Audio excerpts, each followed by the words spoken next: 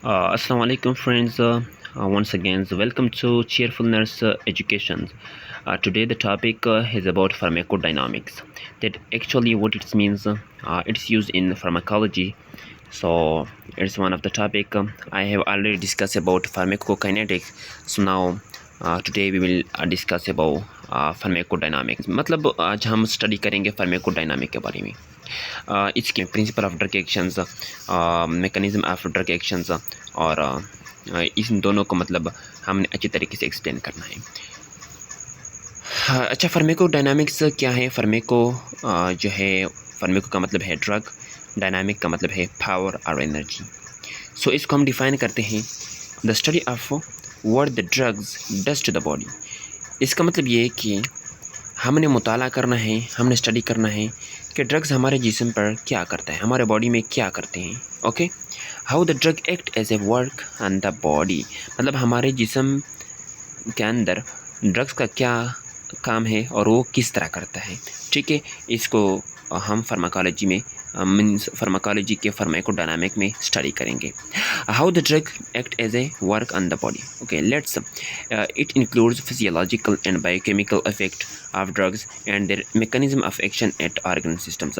मतलब इसमें इंक्लूड है उसके फिजियोलॉजिकल और बायोकेमिकल इफेक्ट ऑफ ड्रग्स, यानी कि ड्रग्स की जो दवाइयाँ हम लेते हैं उसकी फिजियोलॉजिकल और बायोकेमिकल जो इफेक्ट होता है वो इसमें हम स्टडी करते हैं। And their mechanism of action at organ system, और हमारे ऑर्गन सिस्टम का में इसी ड्रग्स का जो मैकेनिज्म ऑफ एक्शन है, मतलब हमारे ऑर्गन सिस्टम में ड्रग्स का मैकेनिज्म ऑफ एक्शन क्या है। ठीक है, लेट्स सपोज इसमें एक एग्जांपल है जिस तरह के है adrenaline interact with adreno receptors and ultimately leads to cardiac stimulation. जिस तरह एड्रेनालाइन जो है वो इंटरेक्ट करता है एड्रेनो रिसेप्टर के साथ और फिर अल्टीमेटली वो कार्डियक जो हमारा हार्ट है उसके फंक्शन को क्या करता है, स्टिमुलेट करता है, मतलब स्टार्ट करता है। Now principle of drug actions. अब ड्रग्स के एक्शन के कुछ उसूल हैं, कुछ प्रिंसिपल्स हैं, मतलब कि ड्रग्स क्या करता है। सबसे पहले कुछ ऐसे ड्रग्स हैं जो स्टिमुलेशन काज करता है, कुछ ऐसे जो डिप्रेशन और इरिटेशन, रिप्लेसमेंट और साइटोटॉक्सिक एक्शन। यानी कि स्टिमुलेशन का क्या मतलब है, ड्रग फॉर स्टिमुलेशन, वो ड्रग्स जो स्टिमुलेशन करता है, और डिप्रेशन ड्रग फॉर डिप्रेशन मतलब जो कम करता है, स्टिमुलेट मतलब जो एक्टिवेट करता है किसी चीज़ को, और डिप्रेस मतलब किसी चीज़ को कम करता है। इरिटेट किसी चीज़ को यानी कि नॉक्सियस इफेक्ट को शो करता है, इरिटेट करता है। रिप्लेसमेंट यानी कि किसी चीज़ की रिप्लेसमेंट के लिए, किसी ड्रग्स की रिप्लेसमेंट के लिए। साइटोटॉक्सिक एक्शंस मतलब टॉक्सिक सेल है उसके अगेंस्ट जब हम यूज़ करते हैं ड्रग्स। तो ये सब जो है ना प्रिंसिपल ऑफ ड्रग एक्शन में आते हैं। अब हम इसको one by one briefly define करते हैं, एक्सप्लेन करते हैं। ओके, सबसे पहले हम स्टडी करेंगे स्टिमुलेशन के बारे में। Okay, enhancement of the level of activity और specialised cells and excessive stimulation often followed by depression of that functions. मतलब enhancement of the level of activity, किसी एक्टिविटी को इन्हेंस करना, स्टिमुलेट करना, उसके लेवल को इन्हेंस करता है यानी कि स्टिमुलेट करता है स्पेशलाइज्ड सेल्स, यानी कि कुछ हमारे बॉडी के जो सेल्स हैं उनकी एक्टिविटी को क्या करता है, इन्हेंस करता है, स्टिमुलेट करता है, इंक्रीज़ करता है। ऐसे ड्रग्स जो हमारे बॉडी के सेल्स की एक्टिविटी को इंक्रीज़ करता है, स्टिमुलेट करता है, तो उसको हम क्या कहते हैं, स्टिमुलेशन कहते हैं।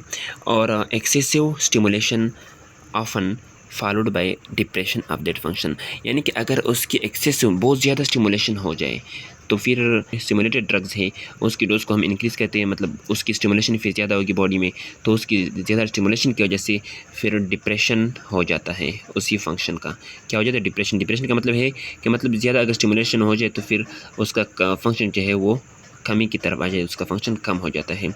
जिस तरह एग्जांपल है ये पिक्रोटोक्सिन जो है CNS stimulant produced convulsion followed by coma and respiration depression of high dose, यानी कि ये एग्जांपल दिया गया है एक्सेसिव स्टिमुलेट ड्रग्स का, यानी कि पिक्रोटोक्सिन जो है वो एक CNS जो हमारे सेंट्रल नर्वस सिस्टम जो है उसको स्टिमुलेट करता है, तो उसकी स्टिमुलेशन की वजह से वो कन्वर्जन प्रोड्यूस करता है, तो उसकी वजह से वो फिर बाद में यानी कि पेशेंट जो है वो पर्सन कोमा में चला जाता है, बेहोश हो जाता है, और उसकी रिस्पिरेटरी सिस्टम जो है वो यानी डिप्रेशन हो जाता है। डिप्रेशन का मतलब वो कम हो जाता है, ब्रेडिपनिया हो जाता है हाई डोजेस की वजह से। जब हम हाई डोजेस देते हैं, एक्सेसिव स्टिमुलेशन हो जाती है, तो उसकी वजह से कामा और रेस्पिरेटरी डिप्रेशन हो जाती है जब हम पेक्रोटॉक्सिन देते हैं। ठीक है, अब डिप्रेशन का क्या मतलब है? सेकंड, हम डिप्रेशन को स्टडी करते हैं। Depression selective diminishing. डिमिनिशन का क्या मतलब है? यानी कि डिमिनिश करना, कम करना,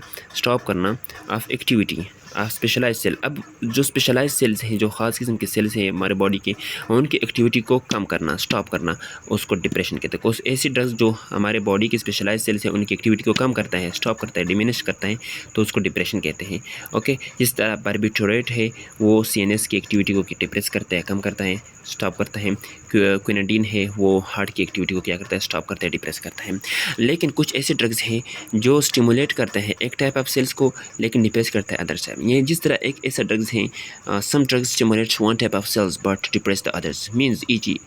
ACH मीन्स एसिटाइलकोलिन। एसिटाइलकोलिन एक किस्म के ड्रग्स हैं जो स्टिमुलेट करता है स्मॉल इंटेस्टाइन के स्मूथ मसल को, जबकि डिप्रेस करता है एसी नोड ऑफ हार्ट को। यानी कि एक साइड पे वो स्टिमुलेशन काज करता है, दूसरी साइड पे डिप्रेशन काज करता है। ठीक है, एसी नोड ऑफ हार्ट को क्या करता है? डिप्रेस, यानी कि उसको स्टॉप करते हैं। अब इरिटेशन क्या है? Irritation non selective and noxious effect, यानी कि जो सेलेक्टिव ना हो, नॉक्सियस इफेक्ट शो करे, इरिटेशन शो करें। ऐसे ड्रग्स जो इरिटेशन और नॉक्सियस जहरीला इफेक्ट शो करें तो उसको इरिटेशन कहते हैं। जिस तरह काउंटर इरिटेंट है, काउंटर दो किस्म के हैं, जिस तरह हीट है और ऑइंटमेंट है। हीट और ऑइंटमेंट दोनों की वजह से जो ब्लड फ्लो जो है साइड उसी साइड पे इंक्रीज़ हो जाता है। ठीक है, बट स्ट्रॉन्ग इरिटेंट, जो स्ट्रॉन्ग इरिटेंट है उसकी वजह से फिर इन्फ्लेमेशन हो जाता है और नेक्रोसिस हो जाता है, यानी कि ज़्यादा इरिटेंट हो जाए। तो इसके बाद हम चलते हैं रिप्लेसमेंट की तरफ।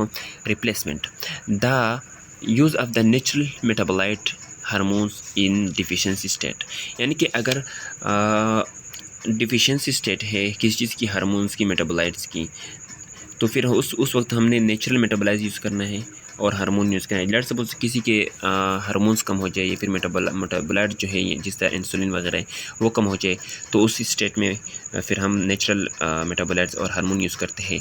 लेट्स सपोज लेवोडोपा जो है इन पार्किंसन में हम लेवोडोपा जो बाहर से देते हैं। ठीक है, इंसुलिन जो है डायबिटिक पेशेंट के लिए हमने बाहर से देना होता है। और आयरन जो है ये आयरन ये भी हमने यानी कि एनीमिया में जिसका खून मतलब खून की कमी होती है उसके लिए फिर हम आयरन बाहर से देते हैं।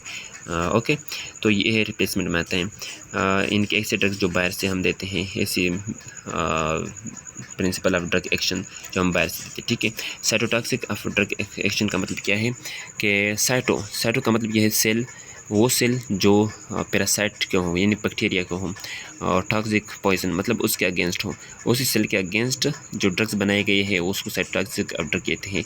Selective cytotoxic for invading parasites or cancer cell, यानी कि ऐसे सेलेक्टिव साइटोटॉक्सिक जो इन्वेडिंग पैरासाइट्स जो पैरासाइट को इन्वेड करते हैं और कैंसर सेल को ख़त्म करते हैं, उसके लिए जब हम ड्रग यूज़ करते हैं उसको क्या कहते हैं? साइटोटॉक्सिक ऑफ ड्रग्स एक्शन कहते हैं। ठीक है, used for the cure of infection and neoplasms, यानी कि हमने इन्फेक्शंस की क्योरमेंट के लिए और न्यूप्लाज्म यानी कैंसर सेल्स के को ख़त्म करने के लिए हमने साइटोटॉक्सिक ऑफ ड्रग्स एक्शन देना होता है। ठीक है, जिस तरह पेंसिलिन है, पेंसिलिन हम देते हैं, और क्लोरोक्विन, पेंसिलिन किस लिए देते हैं? ये एंटीबायोटिक है, और क्लोरोक्विन जो है ना वो एंटी मलेरियल है, ज़िडोविडेन जो एंटीवायरल है। ठीक है, इस तरह और भी ड्रग्स हैं जो हम इसी लिए देते हैं। अब हम मैकेनिज्म ऑफ ड्रग एक्शन के बारे में हम पढ़ेंगे। Mechanism of drug action, a drug can bring physical और chemical change in cell environment. Drug जो है वो सेल की इन्वायरमेंट में फिजिकली और केमिकली चेंज लाता है, यानी कि उसको फिजिकली या फिर केमिकली चेंज करता है। स्टोल जो है उसको सॉफ्ट करता है, यानी कि उसको सॉफ्ट बनाता है। क्यों बनाता है? क्योंकि उसके सरफेस टेंशन जो है उसको अल्टर करता है, इसलिए फिर स्टोल जो होता है वो सॉफ्टन होता है। Majority of the drug produce this effect bye interacting with target biomolecule, यानी कि बहुत सी मेडिसिन ऐसे हैं, ड्रग ऐसे हैं जो ये इफेक्ट शो करता है जब वो टारगेट मालिक्यूल के साथ इंटरेक्ट करें। जिस तरह इंजाइम्स है, इंजाइम्स के साथ अट्रैक्ट करेगा तो अच्छा इफेक्ट शो करेगा। आयन चैनल के साथ अट्रैक्ट करेगा तो अच्छा इनका इफेक्ट शो करेगा। ट्रांसपोर्टर के साथ, रिसेप्टर के साथ, वन बाय वन। इंजाइम्स का मतलब है कि वो बायोलॉजिकल मालिक्यूल जो किसी भी रिएक्शन को इंक्रीज करें। इंजाइम्स दिस इंक्रीज और decrease by drugs through enzymatically mediated reaction. Enzymatic drugs की एंजाइमेटिकली मीडिएटेड रिएक्शन की वजह से या तो वो इंक्रीज होता है या डिक्रीज होता है एंजाइम्स की लेवल, ठीक है। Ion channels, drug bind to the channel by affecting ion moment.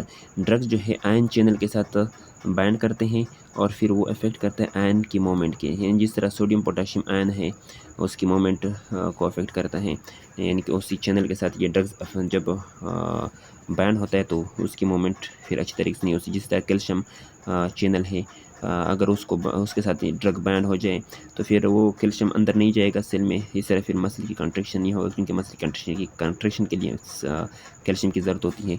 इस तरह ट्रांसपोर्टर भी एक किस्म के प्रोटीन होते हैं। Many drugs interact with transporter like इनके बहुत से ड्रग ऐसे जो इंटरेक्ट करते हैं, बैन करते हैं ट्रांसपोर्टर के साथ जो प्रोटीन है, जिस तरह हमारे ब्लड में है एल्ब्यूमिन प्रोटीन, वो ड्रग के साथ अटैक ड्रग इस एल्ब्यूमिन के साथ अटैक करेगा, बैंड होगा, फिर वो साइट ऑफ लोकेशन पे जाएगा जहाँ पर फंक्शन परफॉर्म करना होता है।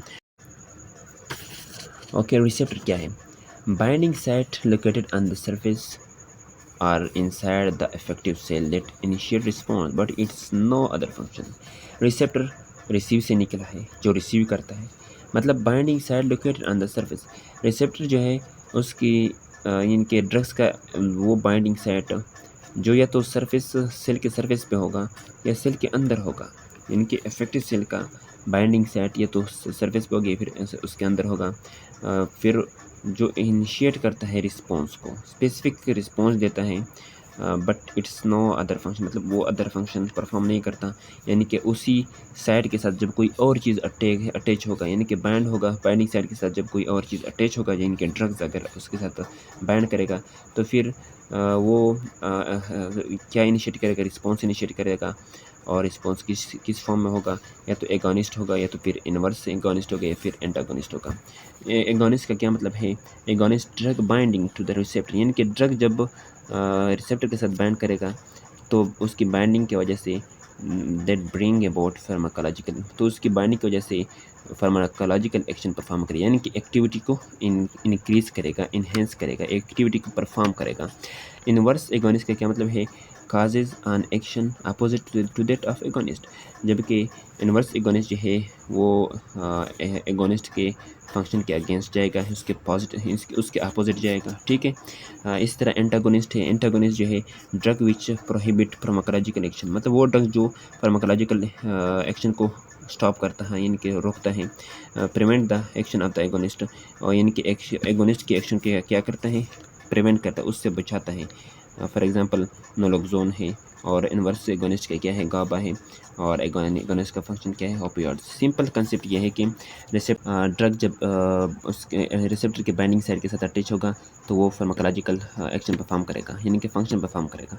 इनवर्स एगोनिस्ट जो है वो अपोजिट होगा एगोनिस्ट का। एगोनिस्ट क्या करता था? फंक्शन परफॉर्म करता था, तो ये फंक्शन को क्या करता है? यानी कि अपोजिट होगा। एक एंटागोनिस्ट मतलब उसी फंक्शन को सिर्फ स्टॉप करेगा, ठीक है, इनके उसी फंक्शन को परफॉर्म करने से बचाएगा।